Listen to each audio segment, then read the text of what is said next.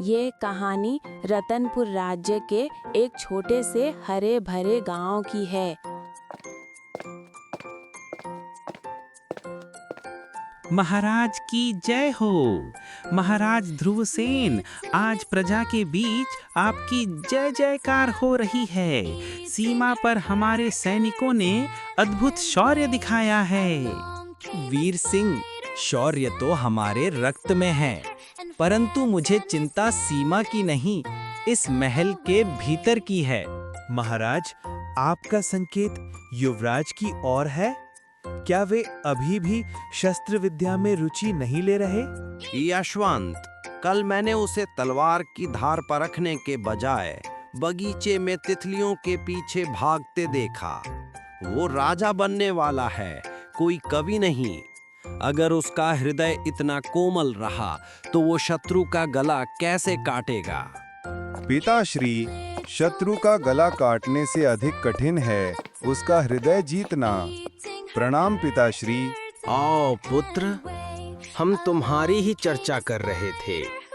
हृदय जीतने की बातें कवियों की सभा में अच्छी लगती हैं, रणभूमि में नहीं। तुम्हें कठोर बनना होगा। क्या कठोरता ही एक राजा का एकमात्र गुण है पिताश्री? क्या दया एक दुर्गुण है? दया अपनों पर दिखाई जाती है। राजनीति और युद्ध में दया अक्सर कमजोरी बन जाती है। बस बहुत हुआ। तर्कों से राज्य नहीं चलते। युवराज, कल प्रातः हम शिकार पर जा रहे हैं और इस बार तुम केवल दर्शक नहीं रहोगे, तुम्हें अपना पहला शिकार करना होगा। ये मेरा आदेश है। लेकिन पिताश्री, निर्दोष पशुओं की हत्या, ये हत्या नहीं, आखेट है। ये क्षत्रियों का धर्म है। कल ब्रह्म मुहूर्त में तैयार रहना। यशवंत, प्रबंध करो। हम काली घाटी के घने जंगलों की ओर जाएंगे।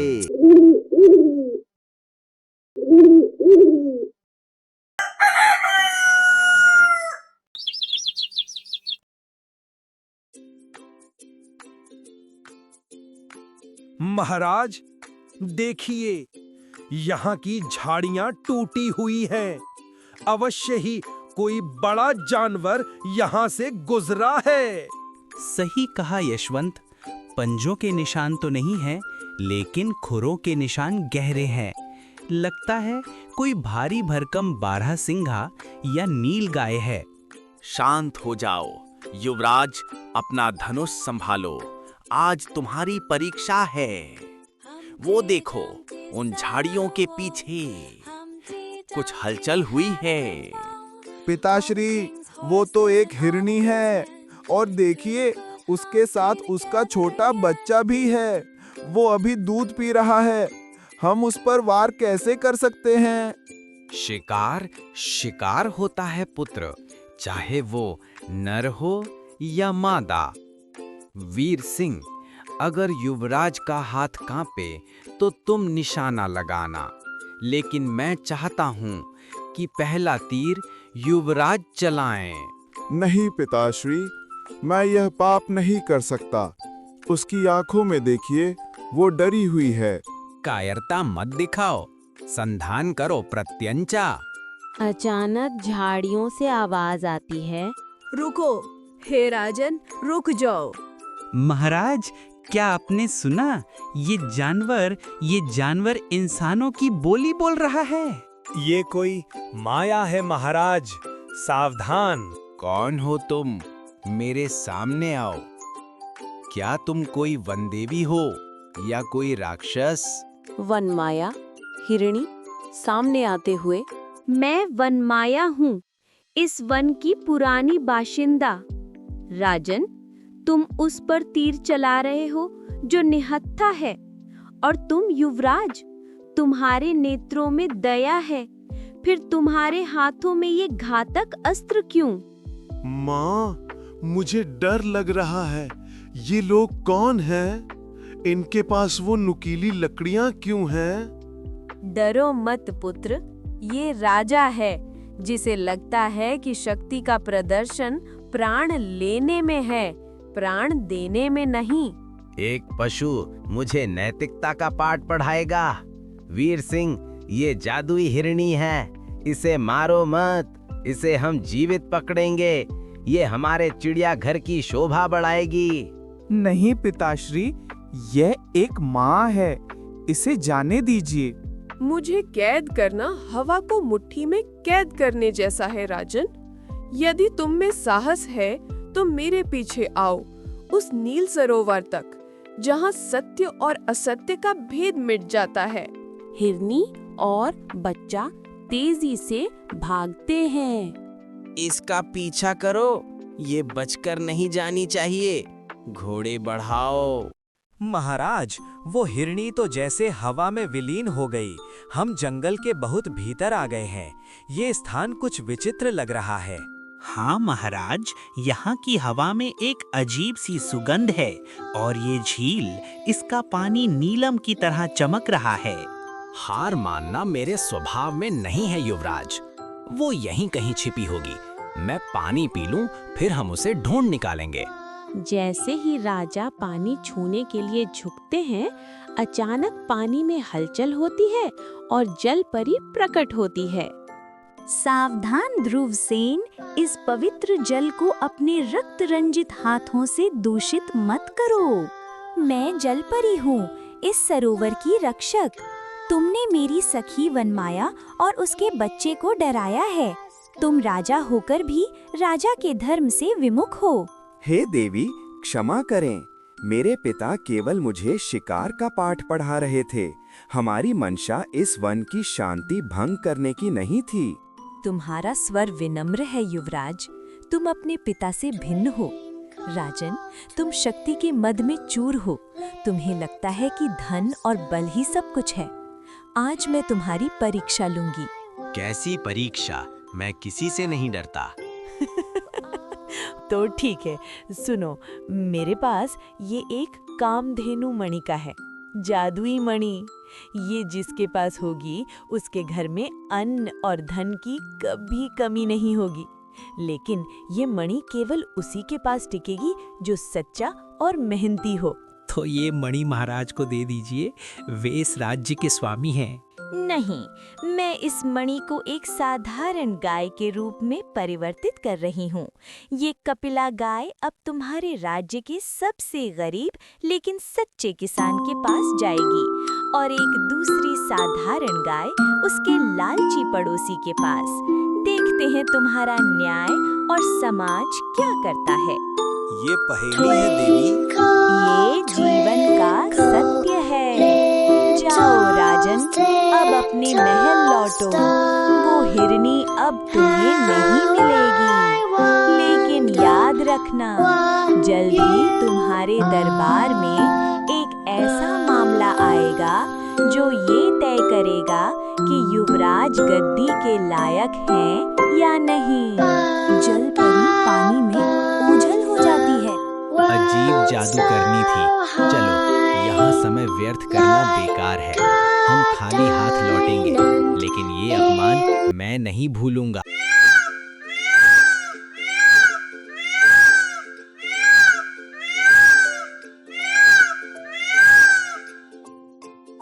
अरे वाह, आज तो तू बहुत सुंदर लग रही है। भगवान जाने तुम कहाँ से भटक कर मेरे आंगन में आ गई। कोई मालिक भी नहीं दिख रहा। ओजी, सुनते हो? घर में खाने को एक दाना नहीं है और तुम इस लावारिस गाय की सेवा में लगे हो। भाग्यवान अतिथि और अबोल जानवर भगवान का रूप होते हैं। देख, इसकी आंखों में कितनी चमक है। मैं इसे गौरी कहूँगा। आज से ये हमारे परिवार का हिस्सा है। मैं जंगल से इसके लिए हरी घास ले आता हूँ। रामू मेहनत करता है, पसीना बहाता है और गाय को खिलाता है। ले गौरी, खा ले। मेरी मेहनत की कमाई में से जो भी है, आधा तेरा, आधा हमारा।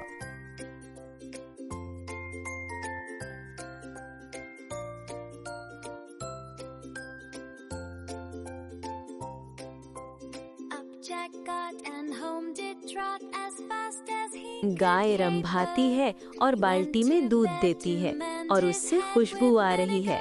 हे भगवान, ये दूध तो स्वर्ण जैसा चमक रहा है और इतनी अधिक मात्रा में। ये कोई साधारण गाय नहीं है, ये तो ईश्वर का आशीर्वाद है। मुझे इसे संभाल कर रखना होगा, किसी की बुरी नजर ना लगे। अरे, ये रामू का बच्चा कल तक दाने दाने को मोहताज था, आज उसके घर से खीर की खुशबू आ रही है। और वो गाय, वो तो कल ही आई है। शेरा अपनी पत्नी से बात करता है, खुद से बड़बड़ाते हुए। मेरी गाय काली तो लात मारने के सिवा कुछ नहीं देती, और रामू की गाय चमक रही है। जरूर इसने कहीं से चोरी की है, या फिर क्यों ना मैं रात के अंधेरे में गायें बदल दूं। दोनों एक जैसी ही तो दिखती हैं, बस रंग का थोड़ा फर्क है। रात में किसे पता चलेगा? नहीं, गाय बदलना जोखिम भरा है। अगर वो चिल्लाया तो? उससे बेहतर है कि मैं सुबह पंचायत में शोर मचा दूं कि ये गाय मेरी है जो खो गई थी। रामू तो सीधा है, 2 थप्पड़ दिखाऊंगा तो चुप हो जाएगा।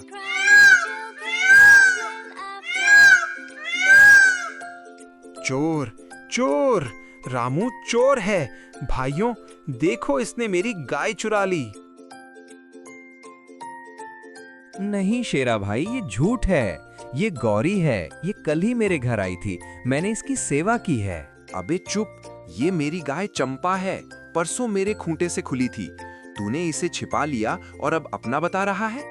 देख, ये मुझे पहचानती है। देख रहे हो, ये मेरे पास आने को तड़प रही है। रामू ने इसे बांध रखा है। रामू तो ईमानदार आदमी है, लेकिन शेरा अमीर है, उसकी बात में वजन हो सकता है। भैया, मैं गरीब जरूर हूँ, लेकिन बेईमान नहीं। ये गाय मुझे भगवान ने दी है। भगवान तुझे क्यों देगा? तू तो फटेहाल है। भगवान अमीरों को ही और अमीर बनाता है, यही दुनिया का नियम है। चल, अगर तू नहीं मानता तो हम राजा के दरबार में चलेंगे, वही फैसला करेंगे। ठीक है, मुझे महाराज ध्रुवसेन और युवराज के न्याय पर भरोसा है। चलो राज दरबार।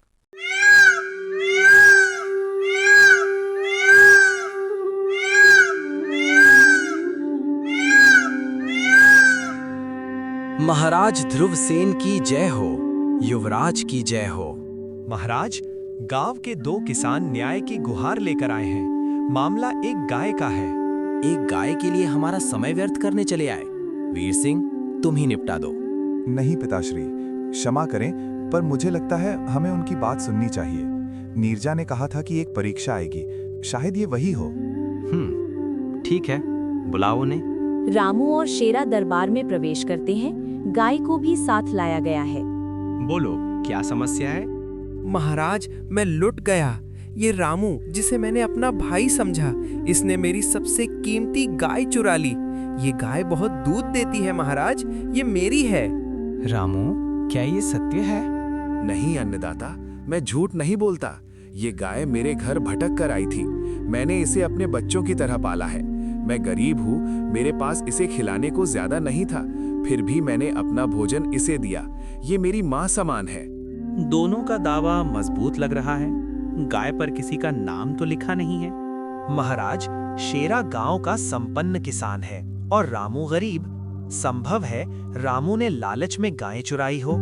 काका यशवंत, संपन्नता चरित्र का प्रमाण नहीं होती। रामू, तुम कहते हो तुमने इसे पाला है, और शेरा कहता है ये उसकी है।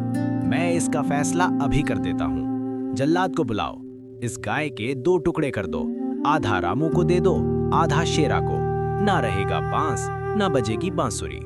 नहीं महाराज, नहीं, ऐसा अनर्थ मत कीजिए। आप गाय शेरा को दे दीजिए। मैं अपनी गौरी को मरते नहीं देख सकता। उसे जीवित रहने दीजिए, चाहे वो किसी के भी पास रहे। हाँ महाराज, ये सही न्याय है। इसने मान लिया, गाय मुझे दे दीजिए। देखा युवराज, भय से सत्य बाहर आ जाता है। रामू ने डर कर गाय छोड़ दी। गाय शेरा की है। रुकिए पिताश्री, ये भय नहीं, ये प्रेम है।